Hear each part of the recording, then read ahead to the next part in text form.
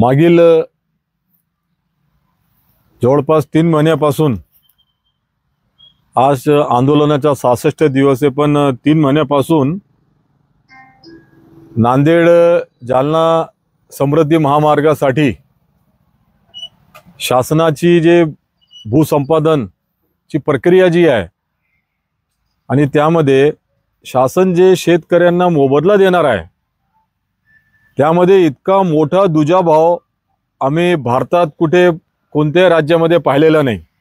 ऊन पाऊस, घरामध्ये कोणी आजारी आहे, मुलं बाळं, आपल्या सर्वांचे दुखणं असतं, लग्न कार्य असतं, ते सगळं सोडून शेतकरी वर्ग मागील 66 दिवसापासून इथे आंदोलन स्थळी जमा होऊन आपले हक्काची जे न्यायाची लढाई आहे त्यासाठी इथे थांबलेला आहे, सगळे कामं सोडून। आणि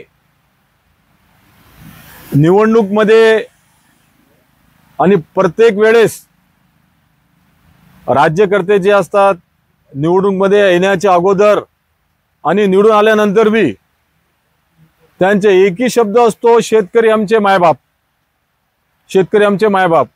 पण तुम्ही तुमचे आई वडिलांशी असा खेळ करू लागले, हे बरं नाही। तो शेतीला शेतकरी आपली आई मानतो आणि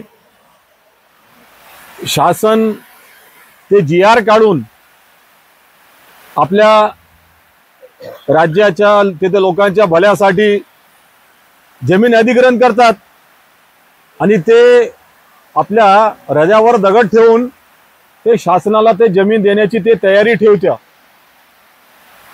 आता ते आई, आपली आई, ते शासनाच्या हाती देतो आणि त्याचा मोबदला काय? काही बी नाही। याने इतका शेतकरी कंटाळून गेलं की आम्ही परवा त्यांनी आपल्या जीवाचा काहीतरी बरा वाईट करून घ्यायचा, आता जगण्याची आशा त्यांनी सोडून दिली। अशी घटना परवा त्यांनी ते इतका आक्रमक पातळीवर शेतकऱ्यांनी आपल्या जीवाची तमा बाळगता त्यांनी विहिरात उड्या मारली।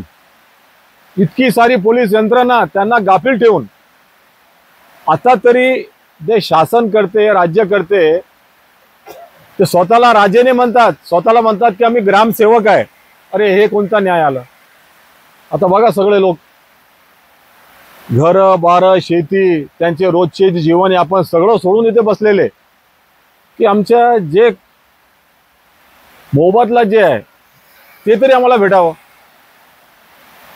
पण आपण उम्मीद सोडायची नाही।